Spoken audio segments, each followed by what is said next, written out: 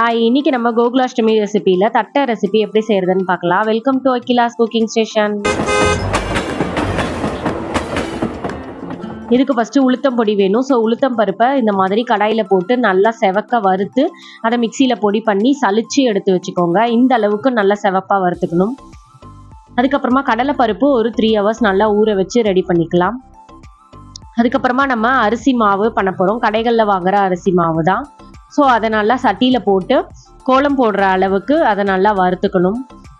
இப்போது இந்த மாதிரி எல்லா மாவையும் வறுத்து ரெடி பண்ணி வச்சுருக்கேன். 1 கிலோ அரிசி மாவுக்கு 6 ஸ்பூன் உளுத்தம்பொடி சேர்த்துக்கோங்க. சேர்த்துட்டு இந்த மாவுக்கு தேவையான உப்பு போட்டுக்கோங்க. கொஞ்சமாக பெருங்காயம், 1.5 ஸ்பூன் காரப்பொடி நான் போட்டிருக்கேன். உங்கள் காரத்துக்கு ஏற்ற மாதிரி நீங்கள் போட்டுக்கோங்க. 60 கிராம் கிட்ட பட்டர் சேர்த்து ஃபஸ்ட்டு இது எல்லாத்தையும் நல்லா கலந்துக்கோங்க. இதுக்கப்புறமா இதில் நம்ம ஊற வச்ச கடலை பருப்பை சேர்த்துட்டு கொஞ்சமாக கருவேப்பிலை நல்லா பிச்சு சேர்த்துக்கோங்க. போட்டு ட்ரை இன்க்ரீடியன்ஸ்லாம் நல்லா கலந்துட்டு அதுக்கப்புறமா கொஞ்சம் கொஞ்சமாக தண்ணி தெளித்து கெட்டியான பதத்தில் மாவை பிசைஞ்சுக்கணும். நிறைய தண்ணி ஊற்றிடாமல் பொறுமையாக கொஞ்சம் கொஞ்சமாக தண்ணி தெளித்து இந்த பதத்தில் மாவு ரெடி பண்ணிக்கோங்க.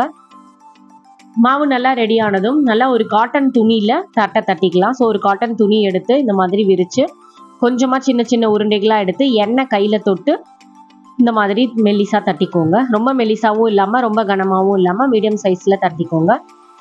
எல்லா தட்டையும் ரெடி ஆனவுடனே கடாயில் எண்ணெய் வச்சு சூடு பண்ணி ஒரு தட்டையாக இந்த மாதிரி பொறுமையாக எடுத்து எண்ணெயில் போட்டுக்கோங்க. எண்ணெயில் போடும்போது சிம்மில் இருக்கட்டும். போட்டதுக்கப்புறம் கொஞ்சம் மீடியம் ஃப்ளேமில் வச்சு தட்டையை பொரிச்சுக்கோங்க. போட்ட உடனே அதை எடுத்தால் அது உடனே உடஞ்சிரும். ஸோ கொஞ்சம் நேரம் கழித்து தானே மேலே எழும்பி வரும். அந்த நேரத்தில் நீங்கள் திருப்பி போட்டுக்கலாம்.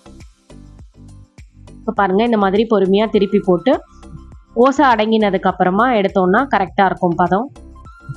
அவ்வளோதான், நம்ம தட்டையெல்லாம் ரெடி ஆகிடுச்சு. பாருங்கள் எவ்வளோ மொறுமொறுப்பாக சூப்பராக வந்திருக்கு.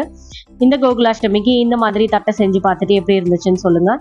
வீடியோ பிடிச்சிருந்தா லைக் பண்ணி சப்ஸ்கிரைப் பண்ணிக்கோங்க. நல்லா சாப்பிடுங்க, நல்லதையே சாப்பிடுங்க. அடுத்த வீடியோவில் பார்க்குறேன். பாய்.